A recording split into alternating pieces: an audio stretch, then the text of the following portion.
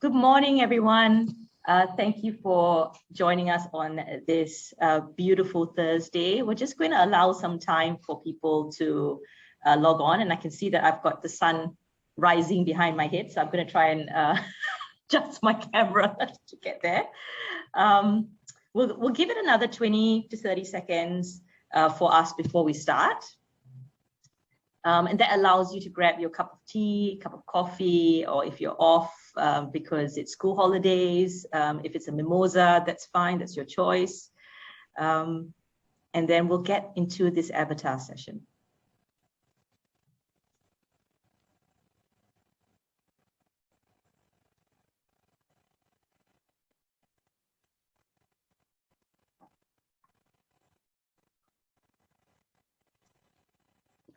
Okay, well, we've got a number of you on today. Thank you for the time that you're giving us for this session. There will be CPD points for this, and we've got two amazing panelists to take us through this topic. Now, the term avatars, you're either familiar with it or you're not. So people who go through this avatar training session will throw it around like it's a known word, but basically it's a description or demographic of clients that advisors can use that they want to attract to themselves. And for those who don't know what avatars are, I know that they get quite curious around why there's a need for this. And in some way, they might be doing it informally. And it's a way to be able to make your business run more efficiently. So today on the panel, we've got Sue Viskovich, and she is a proud mother of 4, an award-winning advocate for financial advice in small businesses, and the founder of national consulting business, Alexa Consulting. I mean, we all know she's a popular speaker.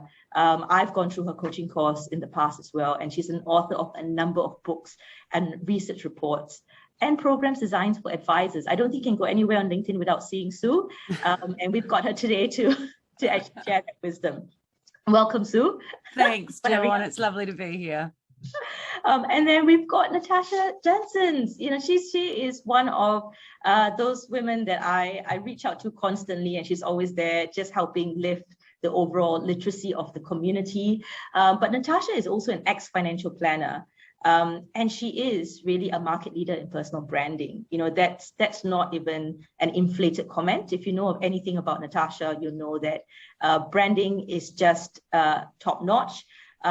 And as a new advisor, we know client base of her own previously. She launched business Women with Sense in 2016.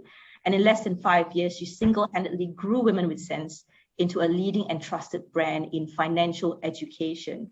I mean, she's an author. She's a winner of a community engagement program for Women in Sense. And you'll find her quite often on various news outlets speaking as a finance expert. Welcome, Tash. Thank you so much for having me. Pleasure to be here. Okay, before we dive in, and everyone, Sue's going to take us through what avatars are, and I'm going to hand over to her. We've just got a bit of housekeeping to go through. And like I said, you're going to get CPD points for this. As an attendee, you're going to be on mute during the webinar, but please use the Q&A box to be able to ask us any questions. I will allocate some time at the end of the webinar to attend to those questions as well. If we do not get to all those questions, you will have the contact details of our wonderful panelists, and we'll try to address them when we send out an email. The recording will be available in a week. So let's jump right into it. Sue, can you tell us about avatars? Sure. And look, Dawn, you're absolutely right in saying that this is a bit of a jargon term that my coaches and I find ourselves using really easily, and often people aren't quite sure. So many people are probably familiar with the terms ideal client, right? So there would have been consultants like me and my team tell you for years and years, you should have an ideal client. And that's absolutely right. The only thing that we have found over the years is lots of people really, really struggle with this concept.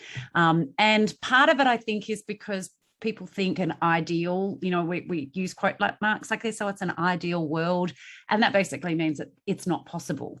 So we've actually changed our language to be referring to this as part of your targeted clientele. So be very specific about who the clients are that you're wanting to work with. And the term avatar, really is just an example of trying to define what those clients tend to look like. And you come up with an example of one. And in fact, I'll show you my next screen because it is, it's a bit of an example. And I'll talk through what this looks like. So essentially, the avatar is when the client sits down, or my client, the advisors sit down and say, well, who are the people that we really want to be working with? Who do we serve? Get some clarity on that, and then help that drive major decisions in the business. Because with the position, it's more important than ever before now, because where we're at the moment with education requirements, with a very deep level of knowledge that advisors must have, the almost inability to scope advice anymore. If you look through the FASEA standards, everybody knows it's very, very difficult to carve out different elements of advice and just look at one thing. That makes it very difficult if you're trying to be all things to all people as an advisor. Not the least of which, supporting your marketing as well. If you're still building your business and you're trying to find the right clients, it's a really important thing. And even for very mature businesses, it's incredibly important for them to do this exercise as well, because what we're finding at the moment is that lots of businesses are inundated with new clients coming to them because there's less advisors in the market, more uncertainty in the world, people requiring the need for advice. And if a mature business just says yes to everybody who asks for it, it means that they have a massive opportunity cost in terms of bringing on the right types of clients. They find it very difficult to price and run an efficient business. And sometimes that means they let down their existing clients that they've made commitments to because they're still overly overworked trying to do too many things for too many people. So that's a really short explanation. How about that?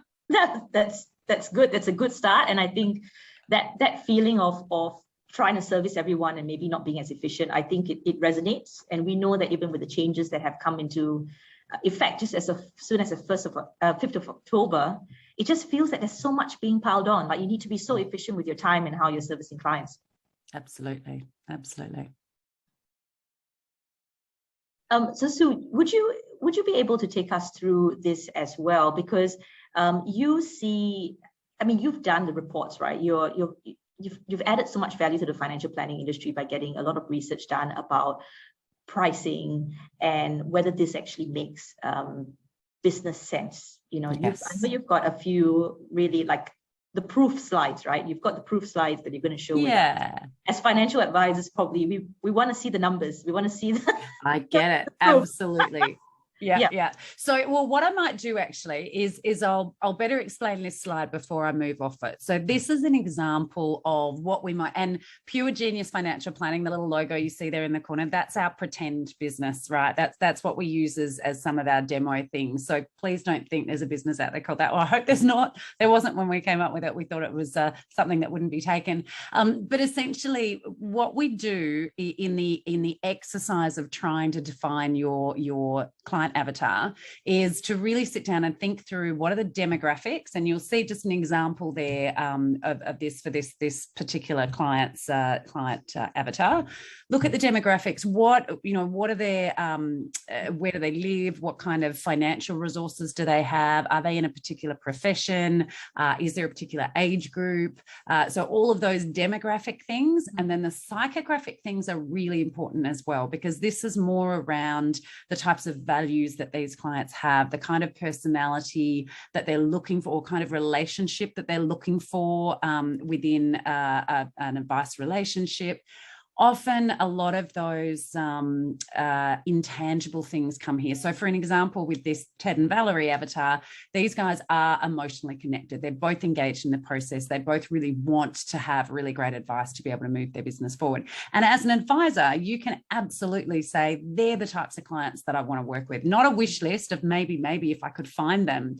This is really, really powerful because you define who you're looking for, and you find more of them. It is actually a little bit magical. Then you'll see down the bottom there, the needs and challenges that these clients have. So what are the kind of things that keep them up at night? What are the issues that they're reaching out for help for? What's the approach that they want to advise? So, these guys are seeking guidance and reassurance. They want sound strategies. They're not risky returns. They're not people trying to beat the market. That's the kind of approach they're looking for. And then in the dark blue on the bottom left, this is where it's coming to actually the value proposition that the business is creating for them. So what are the services that they provide? And then what are the capabilities that the firm has in order to deliver on that? And so this particular image is really, really helpful in training new advisors that join your team, in maintaining clarity for everybody on, hey, are these people a Ted and Valerie, or, and that's just a stock photo, by the way, it's not a real client. But they're also really good to go with conversations with referral sources. So if you've got accountants, mortgage brokers that refer to you, talk them through this, because that'll help them find the right type of people for you. Yeah, so I think proof that point. makes a lot of sense. So because I think when you even mention about is that communication piece, right? Like it's not just your team, other advisors, where the business is heading, but those people that could be feeding in the leads for you as well, going, here's who we can serve best. Yes, absolutely. And look, it's absolutely an internal document. I wouldn't be suggesting that you put this on your website. There are ways that you can communicate your avatar through your marketing material. It just wouldn't look exactly like this. So please don't think that's a page on a website. That's an internal document to help build the business. And we've been doing this with a lot of our firms when we're coaching them for a really long time. And we knew that this was a really, really important concept to get their head around, because too often we see people constantly, when we look at the figures that they're generating, when we look at the working hours that people are doing, when we're looking at the feedback that they're getting from clients and their staff, often this becomes a problem when we see that firms are still taking on anybody they like, because, but that client can't pay my minimum fee, so I'll have to undercut it. And then everybody still does just as much, if not more work for a lower fee. All of these issues start to happen. So we were really thrilled. I mean, we had all of our, evidence that of the firms that we had worked with. And of course, my brain is just not coming up with the word I'm looking for right now. But what we did find, and we didn't specifically go looking for this, but we found that targeted clientele was really imperative when it came to pricing. So when we did our pricing research, so this is our 5th edition, and early next year, we're going to do our 6th edition. So we go to market every 2 or 3 years, and we do our advisor pricing models research report. And this is a combination of facts and figures, it's statistical data on numbers, but it's also a really, really deep look into how advisors price, the way that they construct their model, the impact it has on their business. So there's lots and lots of qualitative kind of interviews that we do here as well. And with this one, we found that we really did a deep dive into all of the firms that were achieving over 30% EBIT, because there was a big difference between the average of what people were trying to achieve and what they were actually achieving. So we looked at all those firms that were achieving it and who had said that they were happy with the way that they were pricing. Nobody's ever fully finished. It's always a work in progress, but we really quarantined those firms that were doing really well with it. And we said, okay, what is it about these firms? What is consistent? We actually came up with 9 different elements, 9 or 10, that's terrible, I should know that. But we call it our secret sauce to getting your pricing right? So it's like a recipe. All of these firms had every single one of these elements. And being specific about the clients that they were working with was a really key trigger that was consistent in all of them.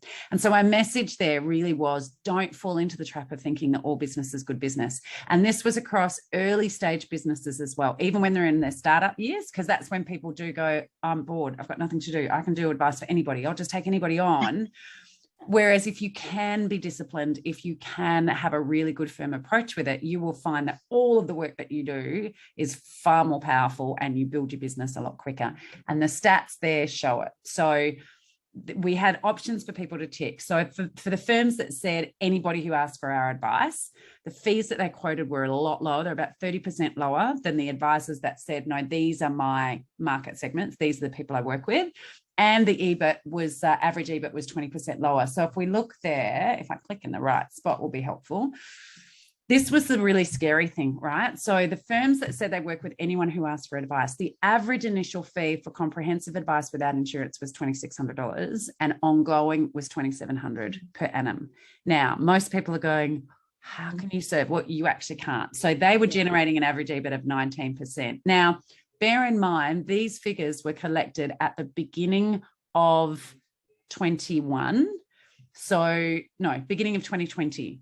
These firms still had grandfathered revenue coming into the business. They knew they were on their way out, but they were still generating them. So I would hazard a guess that if those firms hadn't done anything differently, that 19% on average would be a lot lower from an EBIT perspective. Because when you look at the firms who had identified their market segments, the averages were higher. The EBIT was still not fantastic. It was only 23%. So this is now looking across the whole data set. So 718 on advisors. So for all of them who selected specific types of clients, average EBIT was 23%. And you can see there, the average initial fee was $41.65 and ongoing was about 4.5. So yes, the evidence is there. Let me just see. Oh, we might hold that one to talk more on pricing if you want to later on. Okay. No, so you've kind of set the stage for this. There is a benefit of going through this exercise and being aware of who you're serving. Before I jump to Natasha and her journey, Sue, just one more question around this so that we have it in our minds as well. From your experience, how many clients should an advisor have? Because we're thinking about pricing, we're thinking about revenue. Is there a figure? Is there a range so that we can think about? Everybody looks for the magic number, Dawn. I get this question asked so many times. And look, it really does depend. I hate answering questions with it depends, but in this case, it really does. So it does depend on the type of avatar that the firm is looking for. So if you think about you're dealing with really complex clients that require a lot of hands-on effort, you might be doing 2 to 3 really full, in-depth, complete reviews a year, then obviously there's going to be less clients than if you're just doing one. And it also depends on the business. The best businesses take a team serviced approach to their clients. So albeit that the advisor is the one that signs off on the technical advice and holds the majority of the relationship, the clients also have a lot of contact points throughout the firm as well. And so it's not all down to one person that can deliver that service. So if it's a really, really high touch style of engagement, very, very complex clients, then advisors, some firms are, the lowest I've heard is 70, but it would be between that 70 and 100 odd that they can service. Now, sometimes they're still building up towards that if they're still growing. But if you've got, I hate the word typical, but if you've got a clientele that, they're not too needy, the advisor might have a really well-structured review with them once a year, but then the other touch points and support throughout the year, and they've got a systematized business, then you're looking more around the 120 to 150 client groups per advisor. And it's a really, really pertinent point because at the moment, we're having lots of conversations with our firms at the moment because we're staring down a time where there's going to be a skills shortage in advice. It's already becoming evident. So we can see all these advisors leaving the profession, not that many replacing them. It takes a lot longer for advisors to become qualified and be able to give advice.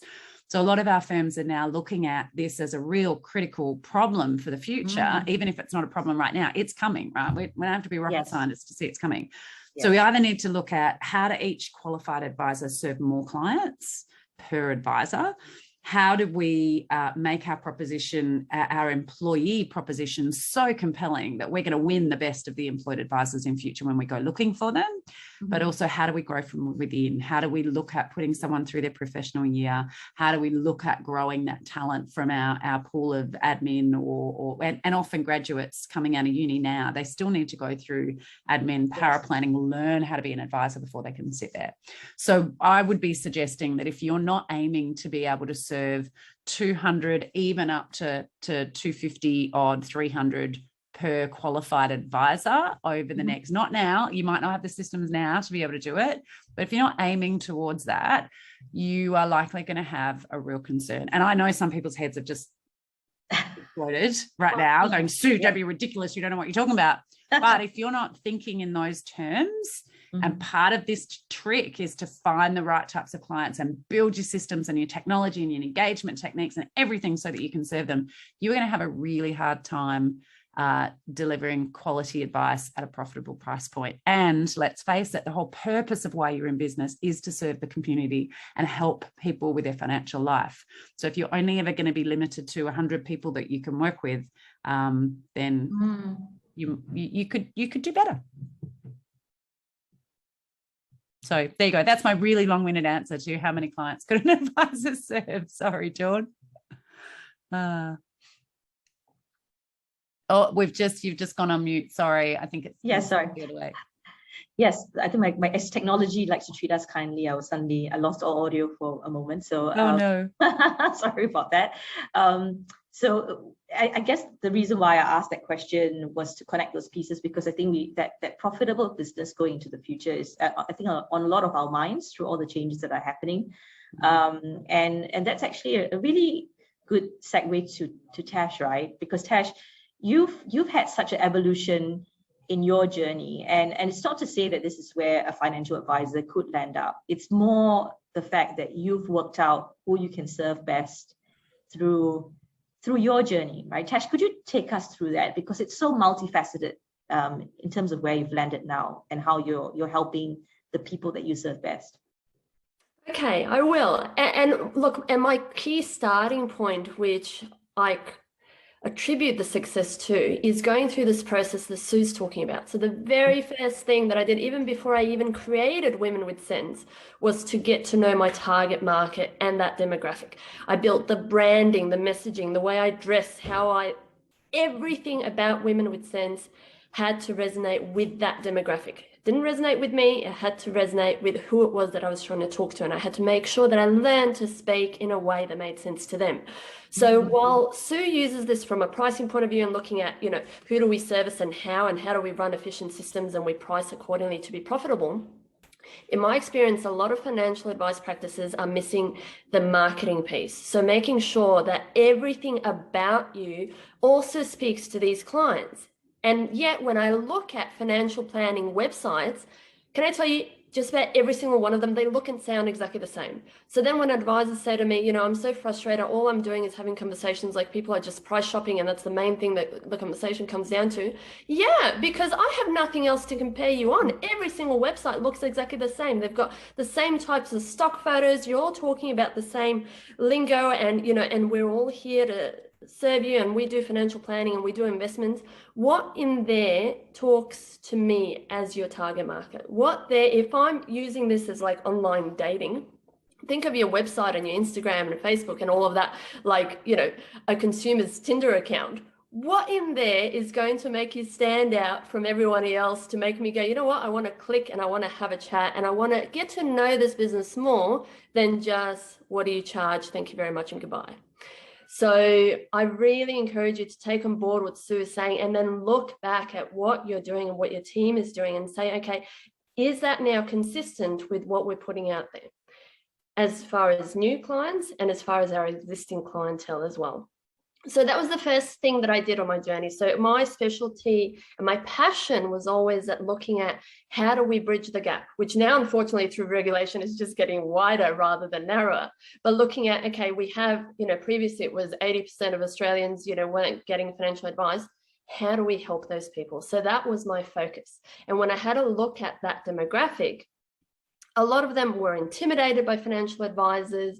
They didn't think that advice was for them. They didn't really understand what we did and all of that. So the worst thing that I could possibly do is send out newsletters that sound like they're written for financial advice specialists. I had to make sure that I was speaking in terms that these people understood, and I was talking about things that were important to them. No one wakes up in the day and goes, oh, gee, I wonder which investment mix is best for my superannuation. They don't think in those terms. They're more busy worrying about, how am I going to juggle, COVID, for example. If you're working with a lot of young families and couples, that's the stuff they're talking about. How do we juggle this stuff? How do we manage that stress as a family? How do we communicate?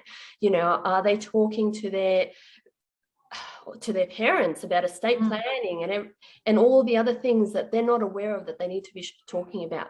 They're all the other sort of things that we don't tend to touch on. We sort of send them the stuff that's interesting to us that we're already looking after, but we're not communicating that stuff to them. So I made sure from the get-go that I was really clear on that. I did focus a lot on general advice. I did online courses, I did webinars, I did all sorts of things. And over time, my business naturally just evolved to the stage where it is now, where I do a lot of coaching, because I found that for a lot of these people, no one's actually taught them how to make financial decisions. So when they see a financial planner, they're not actually ready to take action yet because they're just so overwhelmed about the options. There's a lot of shoulds in their mind. What should I be doing for the age that I'm at? Or what should I be doing based on, how much I'm earning? So I naturally started doing a lot more of educating them about the options, but also getting them to break out of that should and to think about their own values, what's important to them. And it's especially hard for women to do that because we're so busy looking after everyone else. We don't want to disappoint everyone. I might want to live over here, but I'm thinking ahead of time. My elderly mum lives over on this side and she'll need this and she'll need that. All of that comes into the mix. So it naturally sort of evolved to that stage.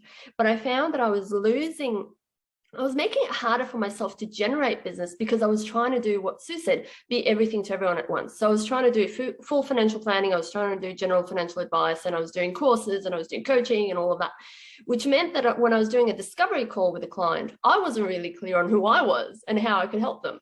So the conversions for me were a lot lower because I was taking someone who was already overwhelmed, and then I was giving them like 5 different options and saying, here you go, have a pick from a menu. And the last thing you want to do to someone who's overwhelmed is give them all of that extra stuff as well. So that was the point where I remembered, hang on, I'm not listening to who the avatar is. Hang on, there's a disconnect there. Already I can see that in my business. So as soon as I fixed that and streamlined it, like business is coming in the door, I don't have to work like nearly as much as what I had to do in order to generate that business, because now there's a congruence, there's a consistency across every single touch point. And that's sort of what landed Women with Sense to be now focused purely on the money coaching side of things, and leaving other financial planning experts to the awesome people on this webinar.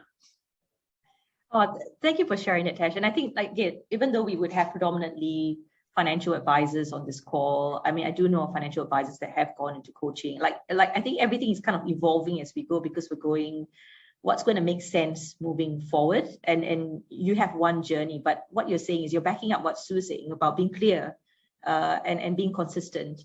And that's going to also cause efficiencies through the process, making it easier for you to convert, being able to use your time more wisely as well. Now, you've mentioned about women and I suppose what's important for them. And just Sue and I were talking about this before the webinar.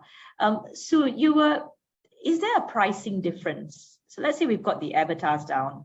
Is there a pricing difference between male and female advisors based on the research that you have done? Yeah, you know what? This is a really interesting one, Dawn, because we have seen a lot of people make assumptions, and quite often people do assume, oh, well, women aren't very good at backing themselves. Women aren't very good at promoting themselves. Men, or, if they know most of it, all the rhetoric. If they know most of it, they'll say they know all of it. If women know most of it, they'll say they're not quite there yet. But interestingly, we didn't actually see that in the research. So even though it's not really to do with avatar, let me just share my screen again. We thought, look, if this comes up, I'll put, and just so that everybody knows, we're not really doing a lot of slides today, but this was a kind of interesting point that we knew might come up in conversation. So what we did find, and this is just the sort of background. So we've got in the whole research, there were 273 businesses, 714 financial advisors, a few mortgage brokers and risk specialists. Only 15% of them were female. So unfortunately, we didn't even quite get to I think, what are we sitting on now? About 22% women. Actually, I haven't even seen those stats lately. Dawn, do you know what they are now that we've had a mass exodus? Again, that 20 to 21% is what I've been aware of, but I don't know how recent. Yeah, that would be really interesting for somebody to do those stats, because it may have swung a little bit, but nonetheless, what we found here, and there was a difference between engagement fees and ongoing fees, right? So interestingly, when we separated out the males from the females, and we cut this data in so many different ways. You can see here we looked at, is there a difference between being self-licensed or licensed or single advisor practice or lots? The initial fees, so when we called engagement fees, it was the price that people would charge from the inquiry all the way through to data gathering, statement of advice, implementation of advice. So that whole process, whether or not they split it between a plan fee and implementation, whatever, that was fine. But the average for males was $37.29 and the average for females was $46.81. So in actual fact, women were typically charging more for that ongoing piece, for the initial piece. And then if my slide would click over, it kind of switched just a little bit. So when it came to ongoing services, the males on average, and I hate averages, but on average, males were charging a little bit more than females for their ongoing advice. So this rhetoric that women don't know how to charge or women undersell themselves all the time is not actually necessarily the case. What we didn't see, though, there wasn't a massive difference between men and women different in terms of actually charging or being clear about their targeted clientele. Unfortunately, we didn't really see much evidence in that. They were about the same in their numbers. So yeah, we also had this interesting point around that, because I know that I wouldn't assume that the figures would be this close in terms of the difference. But you kind of mentioned that women tend to provide potentially more value for what they are pricing for. I could be rephrasing you incorrectly, Sue, but in terms of, for the time or what they're allocating with their pricing, they may be spending more time on that client, so. Yeah, look, we do see that sometimes. And I'm absolutely clear that is anecdotal evidence that it's, we haven't time costed or we haven't looked at the hours that most people tend to spend. And to be honest, I'm actually not, I'm not a massive fan of drawing out comparisons between males and females anyway. It was just because this was an Inspire session. We thought, okay, well, let's have a look at what those differences are. And I think this challenge with people actually getting clear and being firm, because it's one thing to do the exercise and come up with, well, here's my avatar, but it's a very different thing to do exactly what Tash was talking about, to actually draw a line in the sand and say, I'm going to be firm about this. So when I do get an inquiry from a client, if they don't meet my avatar, if they're not designed, if they're not who I've designed my offering for, then I will refer them elsewhere. Because every financial advisor, male or female, everybody is in this game because they care about people and they want to help people. So if you think about it, it actually goes against the grain of what we're naturally inclined to do, because you want to help people. So like Tash said, she had all of these different offerings. No matter what somebody needed, she could help them. But in actual fact, until she realized that she was actually doing them a disservice by trying to do that, that was when the real power came in her business. So I think I do see it. Yes, it's more prevalent in females often than men, but it is like, okay, well, here's my minimum fee. Here's what I'm going to do. Okay, I will now just do everything for those clients I possibly can. So even though my fee might be commercial, I'm going to almost overservice them because I want them to love me. I want to love them. I want to do everything I possibly can for them. And so therefore then that's kind of eating into margin. And sometimes that care factor is not necessarily in line with the actual outcomes that clients can receive as well. Because sometimes the advisor taking the time to do those things for them is actually not the right person taking the time, and it doesn't solve their problems as well as if they brought in the right person. Yeah, and I think that's an interesting point. Like, yeah, we're not trying to draw comparisons between genders, but I think I had gone through a repricing exercise with you previously, and there was a client that I knew was underpaying me on ongoing service, but I felt bad because he had lost his wife previously, and I felt that he needed company and things like that. And when it came down to actually pricing for him, it was, I think I knew at that point after 2 or 3 years that I needed to price according to my time, because he would take up a lot of my time and he would expect me to go to his house and do all those things. And when we actually talked about pricing, I thought, okay, as an avatar, he was the right client for me, but he was not lining up to the pricing.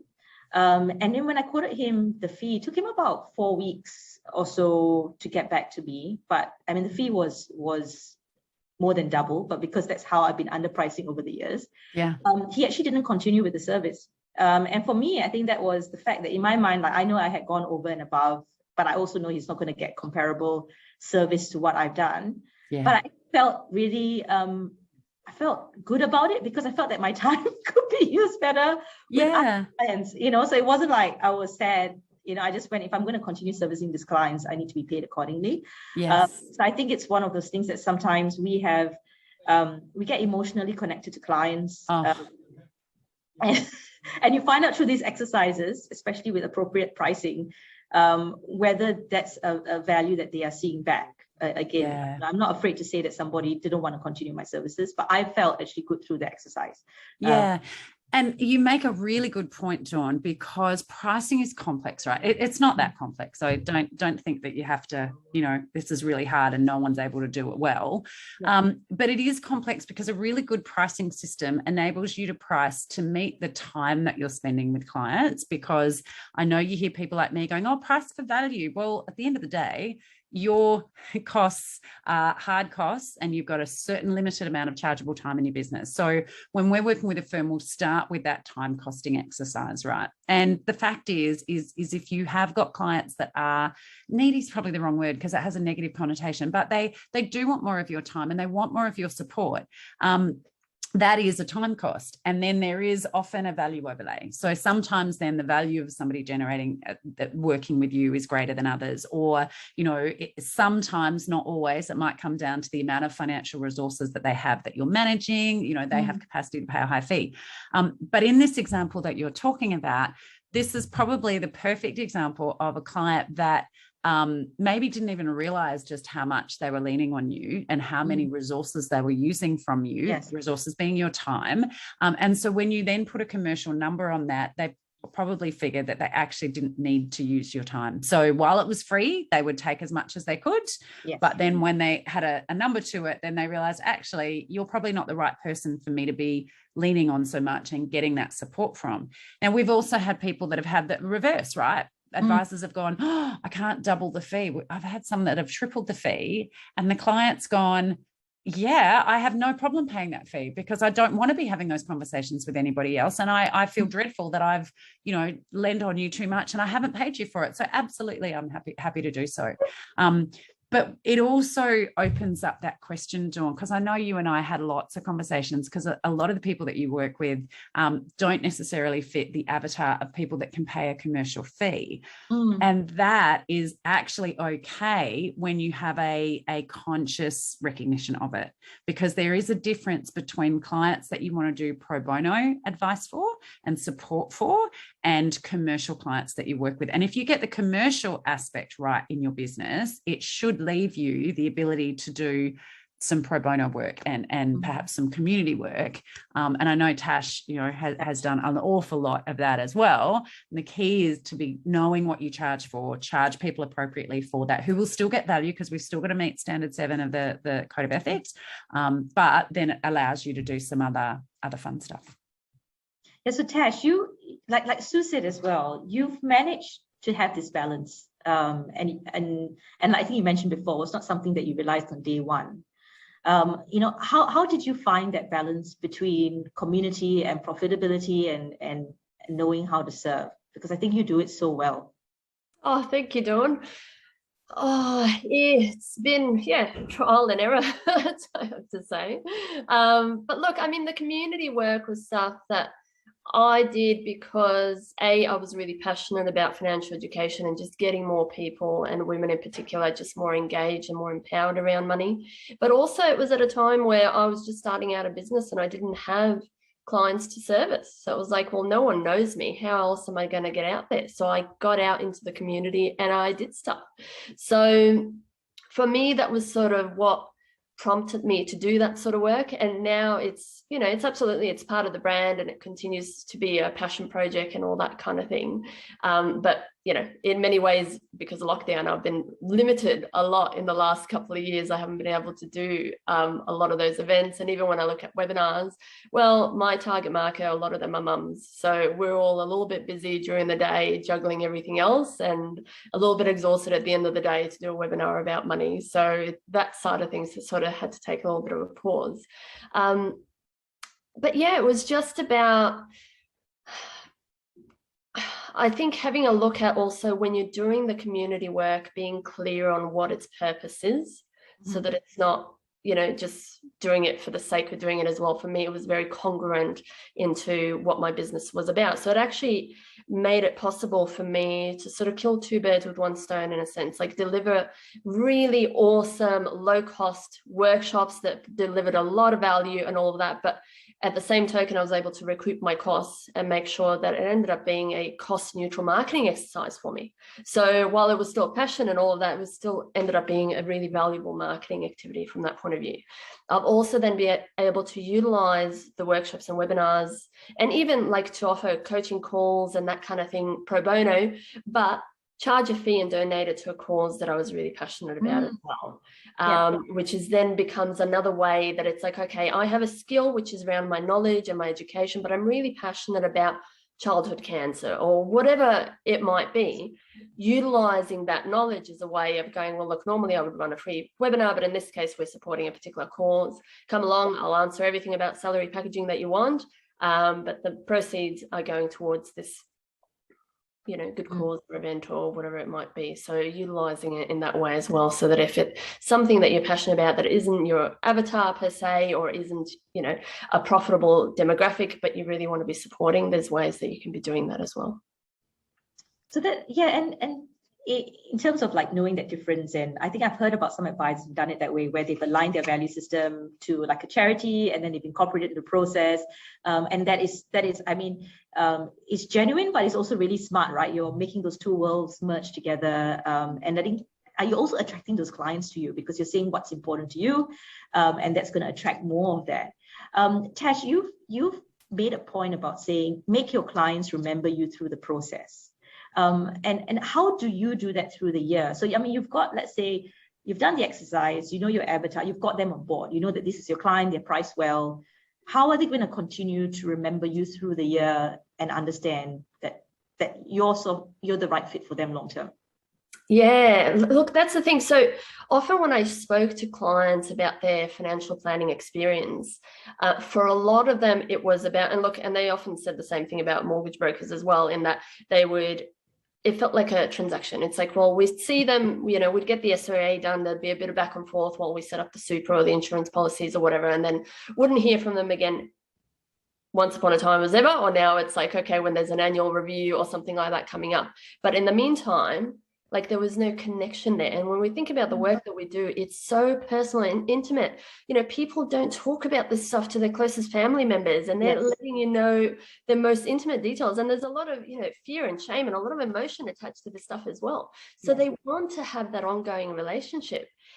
And I know as financial planners, we are, I often say we're stuck between a rock and a hard place, because, you want to be supporting your clients, but at the same token, there's compliance and there's all this other stuff now that you have to do. How do you do both? And this is where technology is your friend, and utilizing social media and the content that you send out, the newsletters and the blogs and all of that, being strategic about what you're putting out there. So first of all, the way that you're communicating is consistent with your avatar and with your brand, but you're also providing that support and that ongoing touch point to your clients, so that when they get that communication or when you pop up in their social media, they want to engage with that. They want to talk to you. So that'll keep that communication going. It's a great way to deliver that value. So you're offering ongoing education for them around areas that you're not necessarily even taking care of directly. So this is part of the problem. A lot of advisors are sending out, I might be specializing in risk, and I offer life insurance and all that. So every communication I send out is about TPD and trauma and all that. Clients don't care about that. As a client, I'm not going to read that. So you're sort of wasting that time and effort and resource in sending out that communication that's just going to go into spam, or they'll go and delete it. Yeah. Whereas if we're strategic about it and we say, well, who's my avatar? Did it say in my avatar that they live and breathe numbers and income tax tables? Oh, actually, no, it doesn't. But they're really passionate about travel or good causes or whatever it might be, or their family. Then I'll send out content that talks about that helps them to achieve that. Yeah. And guess what? Now, if they're reading that, I'm constantly on their mind, which means, and I'll through that filter out ways that I can help them through other financial decisions and things that they're making. So if it's about a holiday or a car or whatever, so that you start to sort of through that prompt them as well, so that when something's coming up, you're the person that they call to ask for advice. They're not going out on social media to ask a bunch of strangers. They're not just randomly calling an accountant or just walking into a dealer group or whatever it might be to go and do it. They're actually consulting with you first before they make that decision. And isn't that the thing that we want? And that's how we deliver that value.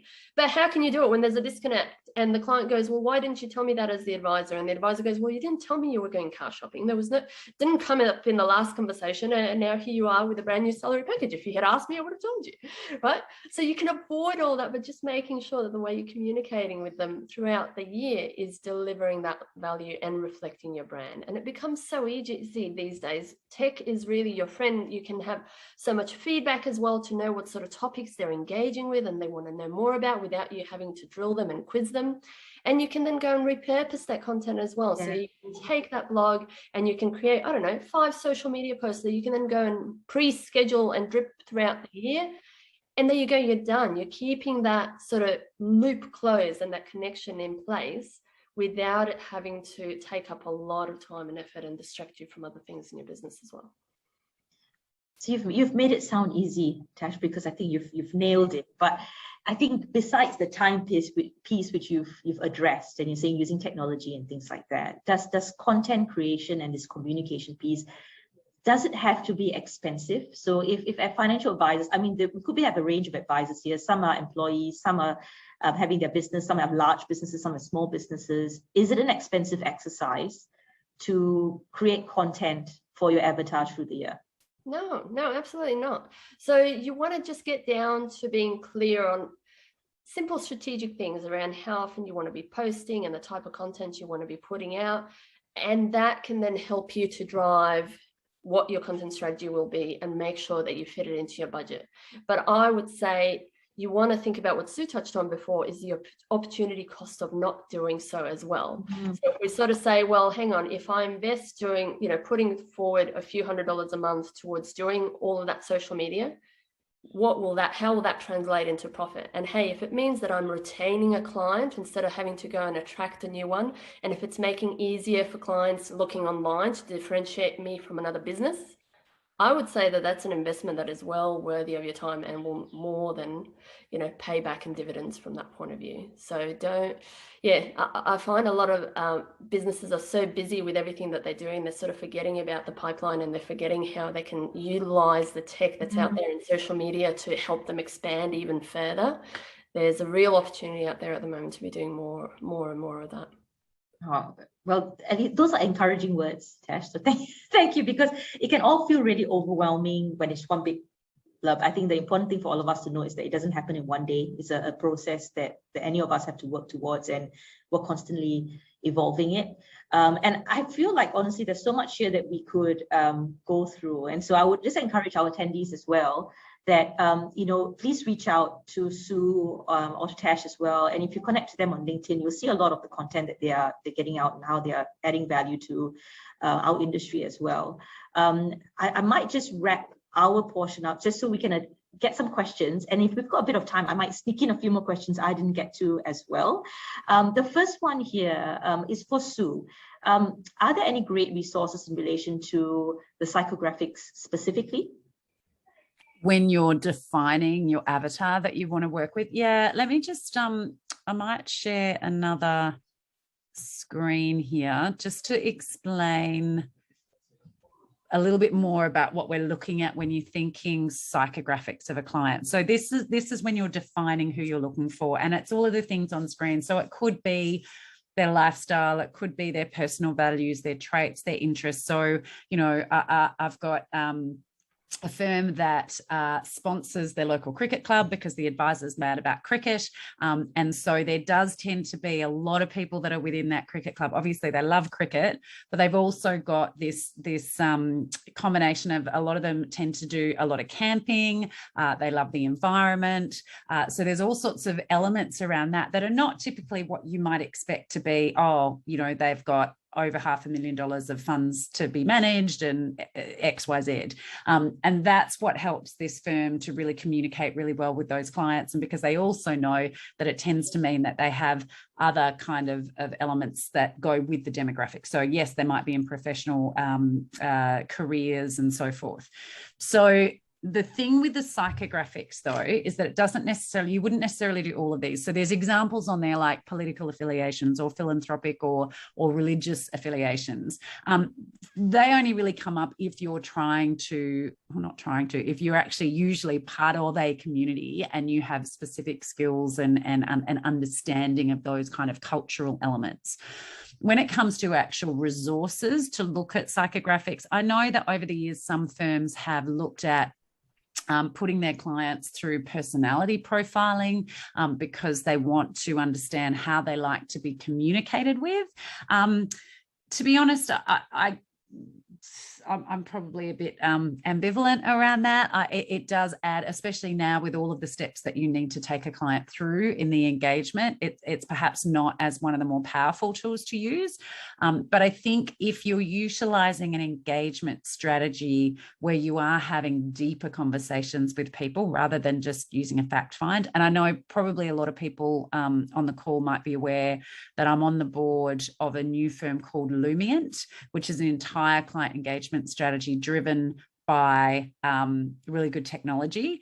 And that's a good way of actually helping people have conversations around their personal well-being, their confidence levels around the financial decisions they're making, and then have human conversations around their values and what's important to them, which then enable the advisors to give really good broader advice rather than just the super and financial resources.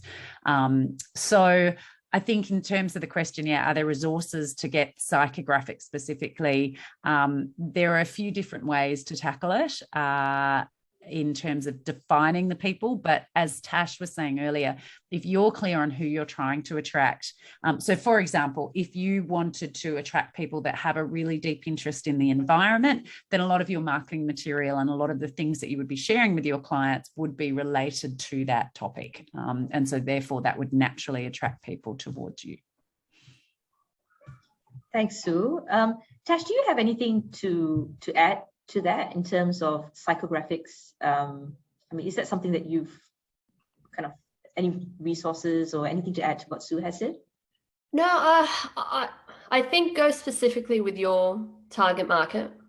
I personally wouldn't see how something generic would necessarily translate to the people that I'm wanting to work with and necessarily represent. So when I was starting out, I didn't have a client base, so I did it the old-fashioned way. I did surveys of people in my community and that kind of thing. But if you already have a client base there, as Sue said, you're already able to collect that data through the meetings. And the reason that I say to do it that way is because, as you know, you recently tried to do a survey as well. Well, you did a survey, but it's really hard to get people to do that kind of stuff.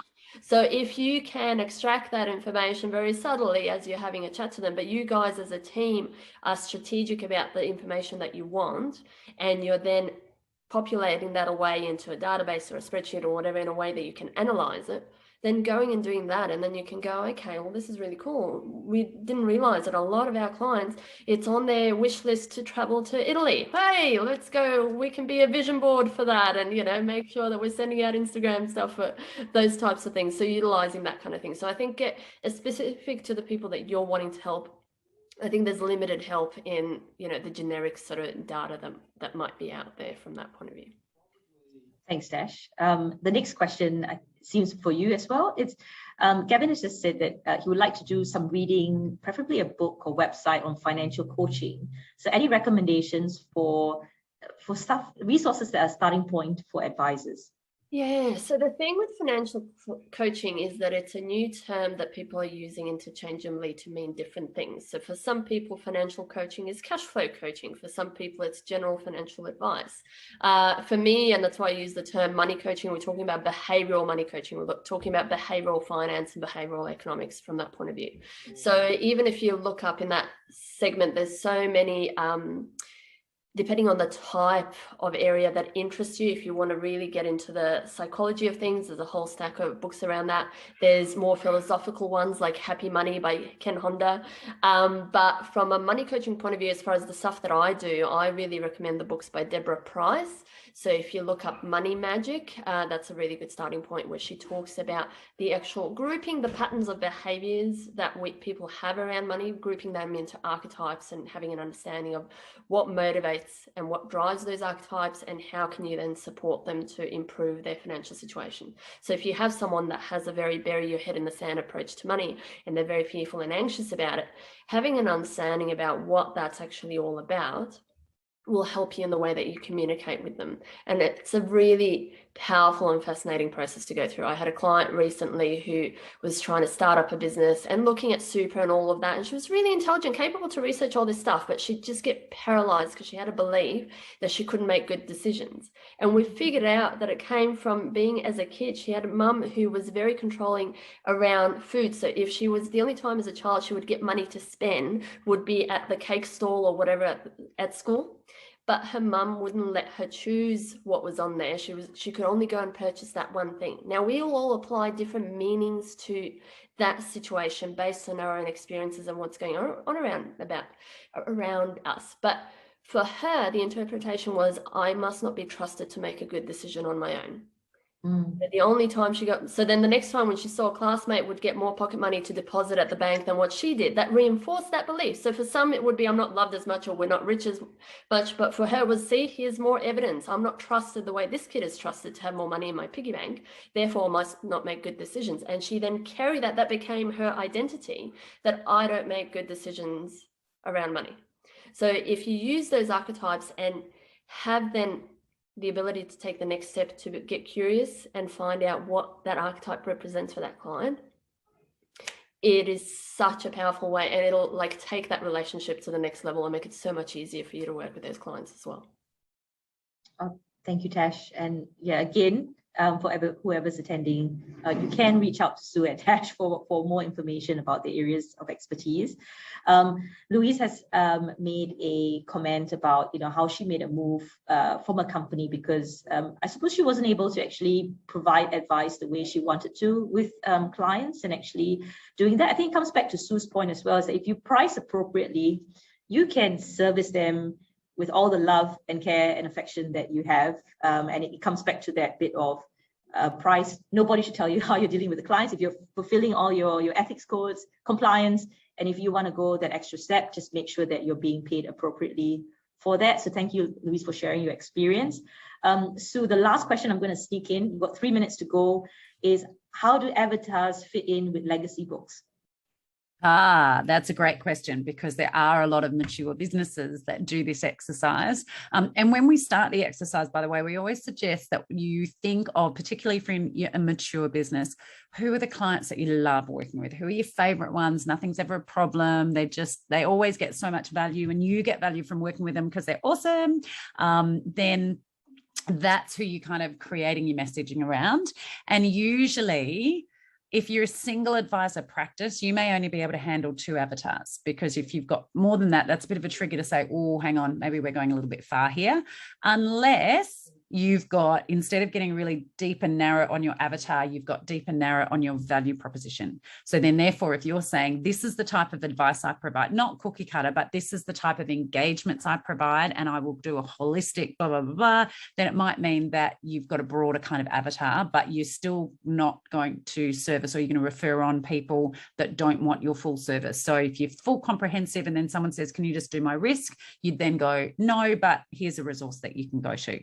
So if you define your avatar and then you find you've got an awful lot of people in your book that are legacy clients who don't meet that avatar, you have a decision to make. Sometimes if there's a significant number of those, when we're working through a repricing structure, we'll work out what is the absolute bare minimum fee structure that you can create for a legacy client, which still means that you're serving them with dignity and you're serving them to suit the needs that they have. But it might mean that you've got a bunch of clients that have sort of got a lot older and you don't want to let them go, but they don't really have a lot of need for advice. You can create that kind of legacy offer just to serve them, but you wouldn't bring on anybody else that looks like that. There are still people buying books of business. So some firms get to that point of go, actually, there's a whole group of people that are still a valuable client for a firm that wants to serve them. They just don't suit our future, in which case they can package them up and sell them to a firm that would be far better designed to serve their needs. And there are a lot of clients at the moment that are saying, you know, when the advisor looks at them and works out, well, we need to charge you this much going forward, they actually decide that they don't really need an engaged, ongoing, connected service anymore. So they actually turn off that fee and say, look, if you need us in future, we'll be here for you. We'll charge you at that time, but I don't feel comfortable charging you my minimum fee as an ongoing basis.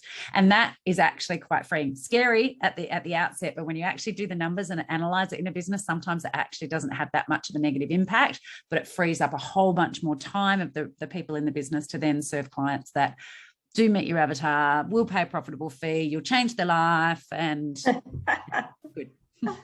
Perfect. Well, we are just at 9 here in WA, and so thank you as well, Sue, for the early start, and Tash as well, taking your time out to help us all. Thank you for all the attendees as well. I mean, you all stayed on the whole session, and I know time is really scarce for any of us at the moment. So thank you and have a wonderful time. Take care, everyone, and stay safe. Thanks. Bye. See you, Tash. See you, Dawn. Bye.